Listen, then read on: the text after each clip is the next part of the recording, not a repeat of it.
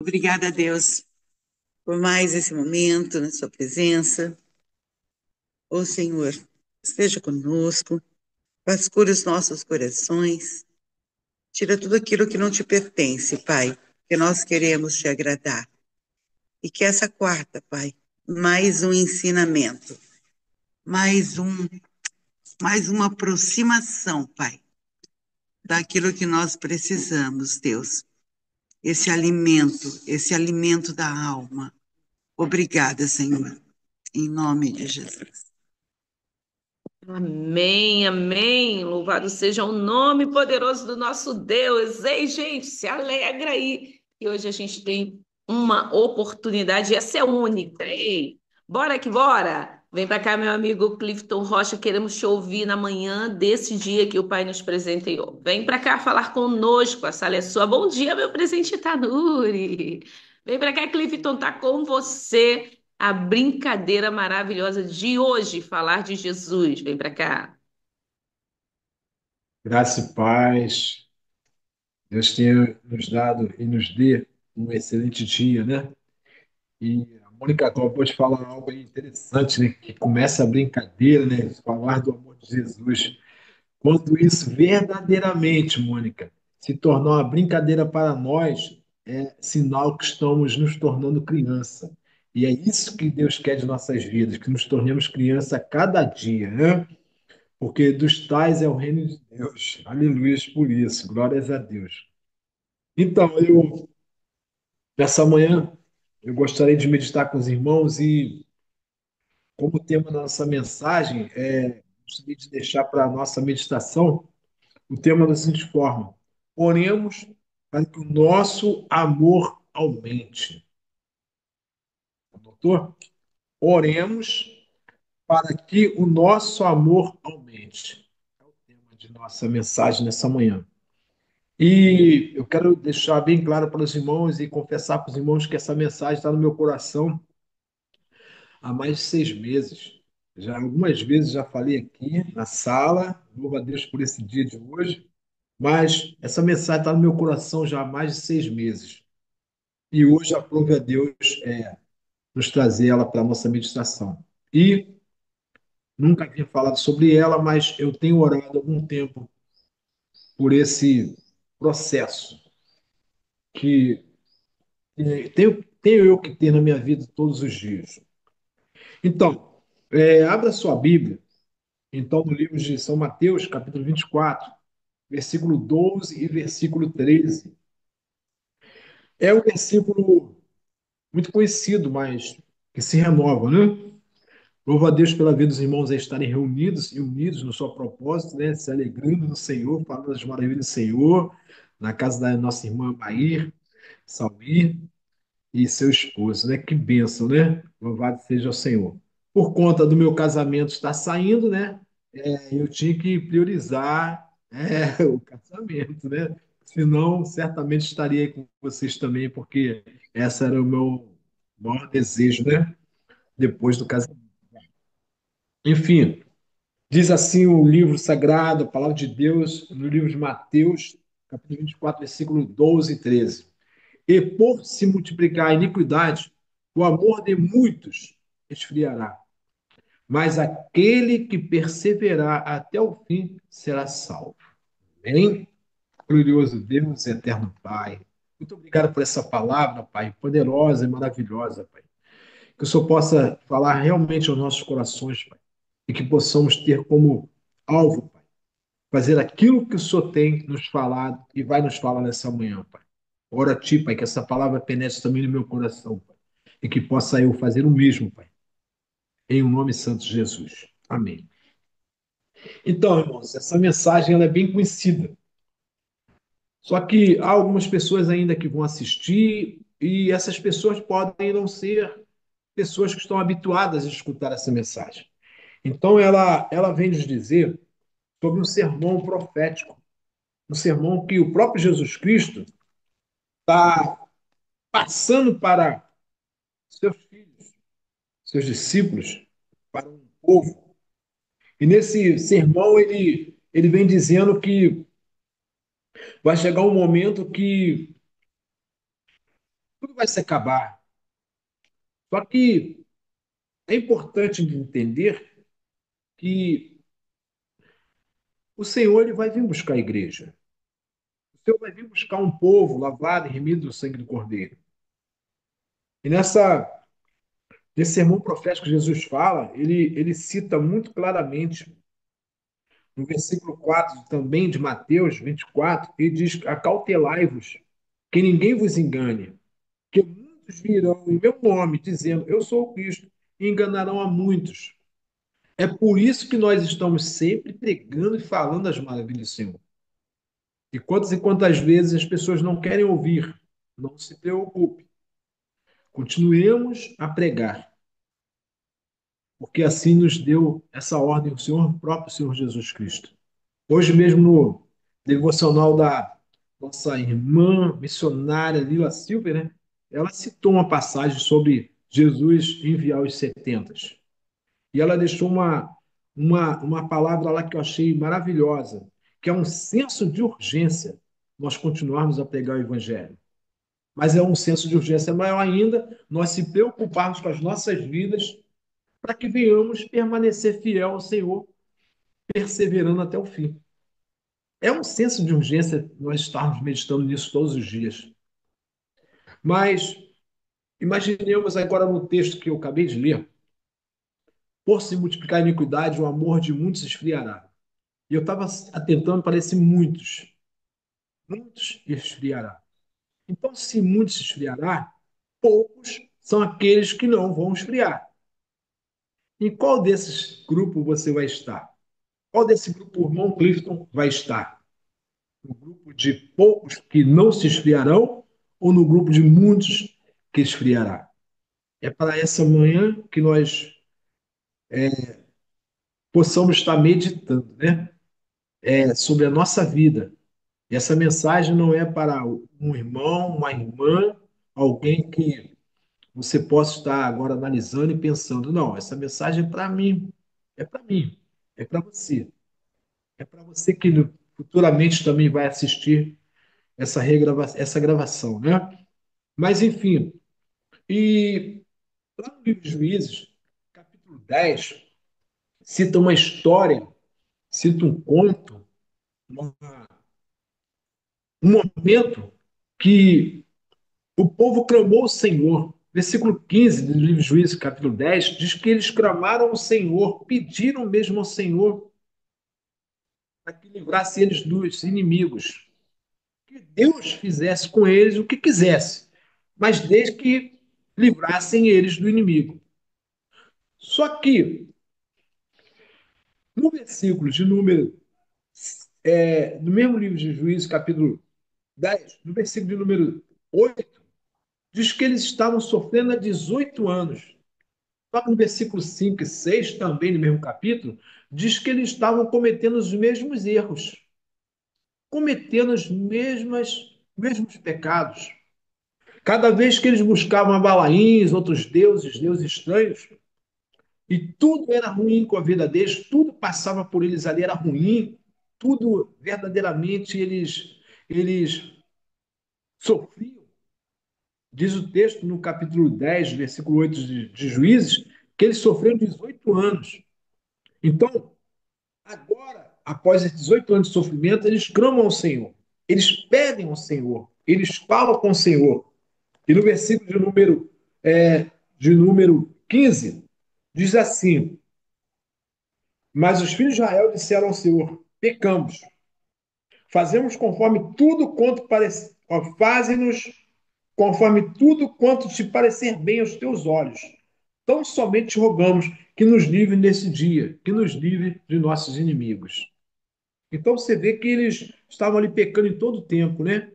E tiraram, olha só, eles tiraram os deuses alheios no meio de si e serviram o Senhor. Então se angustiou a sua alma por causa dessa desgraça de Israel. O Senhor, o próprio Senhor, se angustiou, né? Com tudo aquilo. Mas analisa por quê? Porque o povo estava constantemente errando e pecando de novo e pecando. E eu procurei ver o que é iniquidade, numa palavra bem rápida, e podemos estudar um pouquinho mais sobre isso, mas palavra bem rápida, iniquidade É aquele pecado que é recorrente. A gente peca, daqui a pouco está errando de novo, peca, está errando de novo. É uma iniquidade. Nós sabemos que está errado e daqui a pouco estamos fazendo de novo. Eu estava analisando alguns textos e procurando alguns pecados, e às vezes nós achamos pecado tão enorme, tão grande, né? Mas como nós estamos falando para uma igreja, a gente não vai pecar não vai pensar num pecado grande, pensar numa prostituição, a gente não vai pensar num homem que faz maldade a uma família, matando, roubando. A gente não vai pensar. Nós estamos falando para um povo santo, lavado e remido do sangue do Cordeiro e que procura todos os dias se manter fiel ao Senhor. Então, vamos então pensar em alguns pecados, aqueles chamados pequenininhos, aquele que nós não vimos, aquele que nós não atentamos. E aí eu vi um texto aqui que acho que se encaixa nesse meu pensamento, naquilo que Deus quer falar conosco.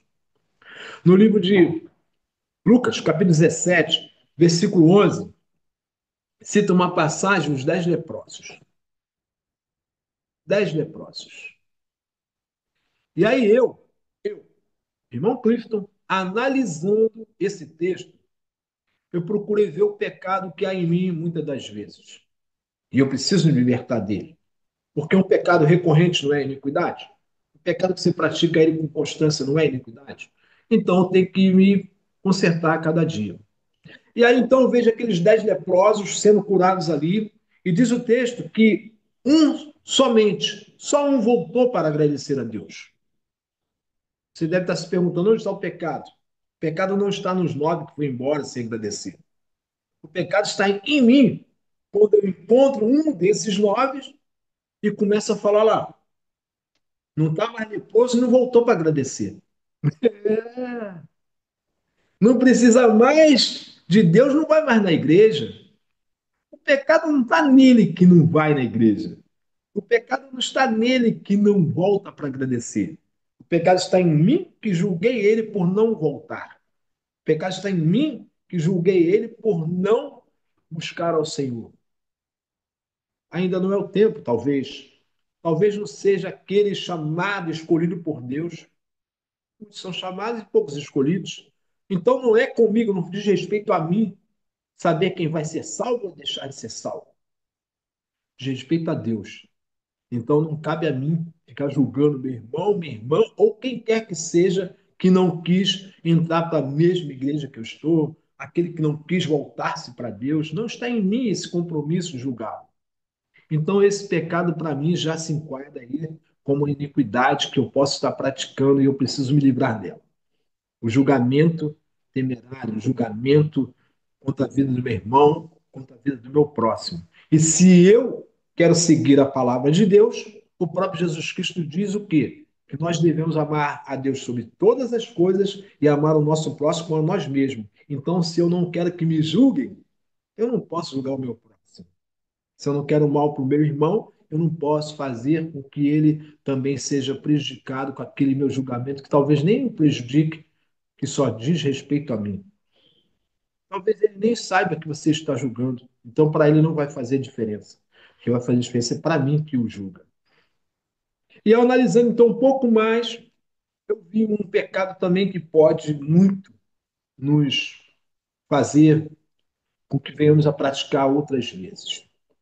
Eu vi no texto de Atos dos Apóstolos, capítulo de número 5, uma passagem que mostra a história de Ananias e Safira. Serei bem breve. Ananias, então, vende uma herdade dele, porque assim estava acontecendo naquela época. Os discípulos, após receberem de Deus a palavra, eles pegavam seus bens e vendiam os seus bens e repartiam entre os irmãos, e todos tinham em comum que era dividido entre eles. Aquilo era feito, era uma prática naquela época, após o Senhor Jesus Cristo entrar na vida e no coração de cada um. O Espírito Santo de Deus tocar na vida deles, fazer parte da vida deles, usá-los e, acima de tudo, modificá-los. E assim, então, a pessoa era modificada pelo Espírito Santo de Deus, não por mim ou por você que julga, mas pelo Espírito Santo de Deus que faz a mudança. E esse cidadão, essa mulher, ela pegava suas herdades e depositava aos pés dos discípulos e ficava tudo bem, todos viviam em comum acordo com o que tinha sido dividido. Só que Ananias e Safira, eles entraram num acordo e deram somente uma parte do que foi dividido e a outra parte seguraram. Quando eles fizeram esse acordo, eles fizeram um acordo mentindo. Se eles tivessem vendido suas verdades, vamos colocar no dia de hoje, por R$ 10.000, e chegassem lá, ó, vendemos por 5, estão mentindo. E quantas vezes nós, por tão pouco, nós mentimos. E depois mentimos um pouquinho mais, porque uma mentira diz aí um texto que rola no mundo, né, há muitos anos, que uma mentira chama outra mentira. E aí você vai, não, mas não é bem assim, foi dessa forma, a mentira já começa a tomar proporção. E quando essa mentira toma proporção, e eu pratico a mentira todos os dias, sempre mentindo com frequência, eu chamo isso de iniquidade. É um pecado recorrente. Porque nós estamos falando de uma igreja. Nós estamos falando, e tendo um estudo, uma quarta estratégia, conforme nós temos todas as semanas no grupo Gente que Transborda, é para cristãos, para homens e mulheres de Deus. Certamente no futuro alguém vai assistir a gravação, mas essa mensagem é para uma igreja que está buscando o Senhor. Então, esses pecados, eles são pecados que, para os nossos olhos, são pequenos, mas para Deus não vai fazer. Nós temos que se preocupar com isso. Nós temos que estar atento a tudo isso. Temos que estar se preocupando porque a iniquidade faz com que o amor esfrie. Nós lemos, faz com que o amor esfrie. Só que o texto, versículo 13, diz que aquele que perseverar até o fim será salvo. O que significa isso? É que eu não posso, de forma alguma, nos dois textos que nós usamos aqui para nosso exemplo de pecado recorrente, que chamamos de iniquidade nessa manhã, é que eu não posso julgar o meu irmão. Eu não posso julgar o meu próximo. Eu não posso continuar fazendo práticas que mostram e demonstram diante do Senhor a minha iniquidade. Eu não posso, de forma alguma, no segundo texto que nós usamos, eu não posso continuar mentindo, praticando mentiras. Eu não posso. Recentemente eu falei no meu testemunho, na terça-feira, gente que transborda também, eu citei que eu deixei de fazer algo porque eu não queria mentir dizendo que morava em Queimados. Né? No entanto, o meu endereço é de Engenheiro Pedreira, Japeri, e nós falamos Queimados porque é bem próximo mesmo, é uma divisa de rua, mas o meu endereço mesmo, a minha casa, a minha propriedade se encontra no Japeri. Só que é tão próximo de Queimados, nós falamos Queimados, mas quando se trata de lei, eu moro em Engenheiro Pedreira, Japeri. Citamos Queimados porque é bem próximo e ninguém considera aqui Engenheiro Pedreira. Só que, quando eu vou testemunhar isso perante a autoridade com um documento, e eu entrego um documento de Queimados, não morando em Queimados, eu estou mentindo. Então, por conta disso, eu preferi, então, não mentir, e aí paguei um valor alto ali no meu casamento, para que eu não viesse a mentir e ter um casamento gratuito. Seria muito mais fácil para mim. Mas por não querer mentir, eu não dei isso de Queimados. Então, você vê que é assim que nós vivemos. Podemos perder financeiramente, muitas das vezes. Podemos perder até propriedade, mas mentir jamais. Quando chegaram para entregar ali os bens, o dinheiro, a qual já haviam dito que teria vendido as suas propriedades, na mesma hora foi falado para eles: por que tentar enganar com o Espírito Santo? Por que mentir? E ali mesmo Ananias caiu duro, morto.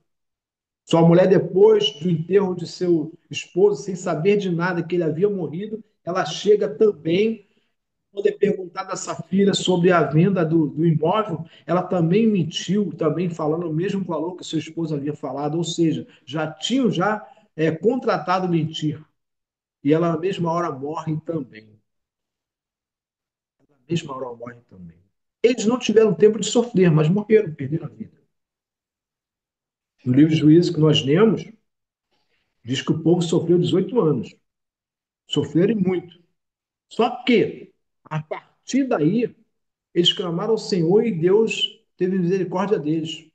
Mas se nós formos lermos a história dos israelitas, vamos ver que eles pecam de novo e erram de novo, e até os dias de hoje, muitas das vezes, vimos aí sofrimento do povo pecando contra o Senhor, a iniquidade aumentando. Mas, enfim, não é isso que eu quero para a minha vida, não é isso que eu quero para a sua vida. Então, peguemos hoje como senso de urgência, como nossa irmã Lila Silva falou pela manhã no seu devocional, que venhamos orar.